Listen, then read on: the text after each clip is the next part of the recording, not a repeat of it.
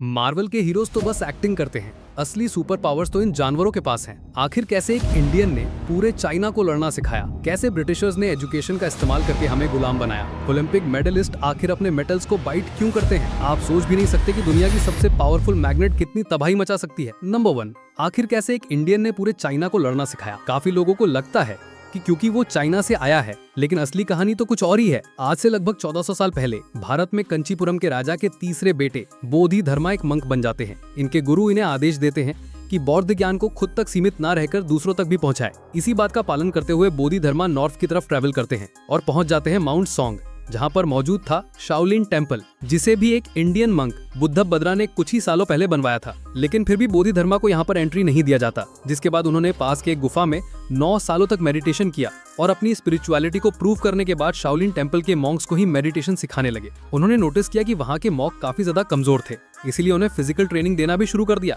यहाँ तक कि आज भी शाओलिन टेम्पल के अंदर बोधि धर्मा का स्टैचू देखने के लिए मिल जाएगा। पर फिर भी ये स्टोरी काफी ज्यादा डिबेटेबल है, लेकिन एक चीज का प्रूफ जरूर है कि दुनिया का सबसे पहला और पुराना मार्शल आर्ट आज से लगभग 3000 साल पहले भारत में ही ओरिजिनेट हुआ था, जिसका नाम है कलियरियट्टू। समय बीतने के साथ ही हर रीजन ने अपना खुद का फाइटिंग स्टाइल डेवलप किया और आज के समय दुनिया में 170 से भी ज्यादा मार्शल आर्ट्स मौजूद हैं। नंबर 2, आखिर ब्रिटिशर्स ने एजुकेशन का यूज करके हमें गुलाम बनाया। ब्रिटिशर्स का एम था ऐसे लोगों को तैयार करना जो दिखने में भले ही इंडियंस हों, लेकिन उनकी सोच ब्रिटिश हो।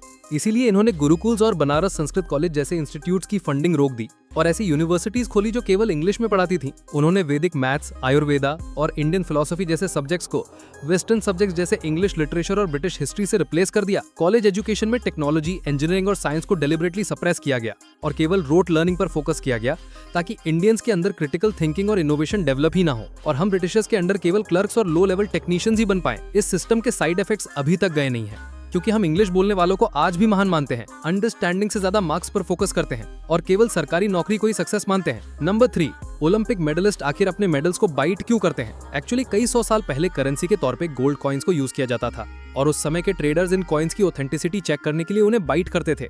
बेसिकली जो प्योर गोल्ड होता है वो सॉफ्ट होता है, इसीलिए प्योर गोल्ड के कॉइन्स को बाइट करने पर उन पर एक बाइट मार्क बन जाता था। कॉइन्स को बाइट करने की यही प्रैक्टिस इवेंचुअली गेम्स में ट्रांसफर हो गई और आज के एथलीट्स अपने मेडल्स को उनकी ऑथेंटिसिटी चेक करने के लिए बाइट नहीं करते, बल्कि अपने विनिंग मोमेंट को सेलिब्रेट करने के लिए करते हैं। इवन फोटोग्राफर्स भी एथलीट्स को ऐसा करने के लिए फोर्स करते हैं, क्योंकि उन्हें इन्हीं आइकॉनिक फोटोज का ज्यादा प्राइस मिलता है। नंबर 4, आप सोच भी नहीं सकते कि दुनिया की सबसे पावरफुल मैग्नेट कितनी तबाही मचा सकती है। मैग्नेटिक फील्ड की पावर को टेस्ला में नापा जाता है। एक टेस्ला की मैग्नेट के बीच में अगर आपकी उंगली आ जाए तो हड्डी भी तोड़ सकती है। दुनिया की सबसे पावरफुल लगातार चलने वाली मैग्नेट 45 टेस्ला की है। अगर इसके सामने आपको खड़ा करके पीछे एक सिक्का रख दिया जाए तो ये मैग्नेट उस सिक्के को आपका पेट फाड़ते हुए खींच लेगी। सही है ना उदाहरण। लेकिन दुनिया की सबसे पावरफुल मैग्नेट जापान ने बनाई थी 1200 टेस्ला, जो सिर्फ कुछ मिली सेकेंड्स तक चली और इतनी पावरफुल थी कि खुद को ही फाड़ दिया, चैम्बर के दरवाजे उड़ा दिए, आसपास का मेटल पिघला दिया और जैसे ब्लैक होल बन गया। अगर आप उसके आसपास भी होते तो ये वीडियो नहीं देख पाते। नंबर 5, मार्वल के हीरोज तो बस एक्टिंग करते हैं, असली सुपर पावर्स तो इन जानवरों के पास हैं। सबसे पहले डॉग। अगर आप 50 लाख लीटर पानी में 1 चम्मच चीनी मिला दो तो एक कुत्ता उस पानी को सिर्फ सूंघकर बता सकता है कि उसमें चीनी मिली हुई है। इतनी जबरदस्त होती है डॉग्स की नाक। Next, eagle. अगर आपकी आंखें ईगल जैसी हो जाएं, तो आप 100 फीट दूर से भी न्यूज़पेपर पढ़ सकते हो। यहाँ तक कि ईगल की आंखें इतनी पावरफुल होती हैं कि वो 3 किलोमीटर दूर से भी एक खरगोश को देख सकता है। Next, elephant.